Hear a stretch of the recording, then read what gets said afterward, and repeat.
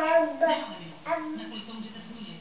Kdybych je tam rychle zaměřil, zvládnul bych to za 40 nebo 50 sekund. Potřebujeme vyšetřit 15 sekund. Borčíku, mohli bychom použít planetu jako bariéru, aby Borgové nepoznali, že jsme na orbitě? Můžeme na orbitu, zatímco budou na opačné straně. Když přejdeme na impuls úplně na poslední chvíli, získáme ještě pár sekund. Jestli bude výpočet jen trochu mimo, letíme do atmosféry. Musím si dát pozor, abych to vypočetl přesně na Borčíku. Jezu, ty jsi pošla. No pojď, máme, pojď. A pojďme. No pojď. Zkusme to. Kormidlo, kurz 5.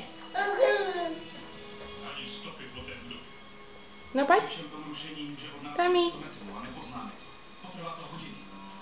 Zachytí Tami. se samé známky energie. No pojď, Kubámke, pojď. Stovková teplná stopa, někdo tu stál. Podle rychlosti slápnutí možná člověk. Světlu. Možná. No pojď. Nebude to. Pojď, máme. Tamarka. Tady je vize. Smím vědět, proč si ho chtěl.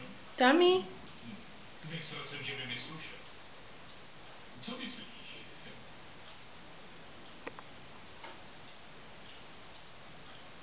Měli bychom pracovat na tak smysluplnou. Vlastně jsem si myslel, že Laforgeovi implant je ideální objekt pro můj experiment.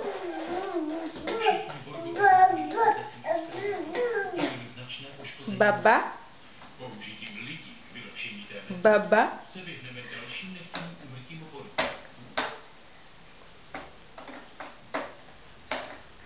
Já to chápu. No pojď.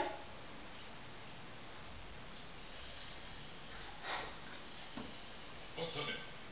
Ten Borg nesmí volně odpojit od ostatních. Nepustili bez mě myšlenka. Měl si být spojený s Krosisem celou dobu. To snad víš, ne?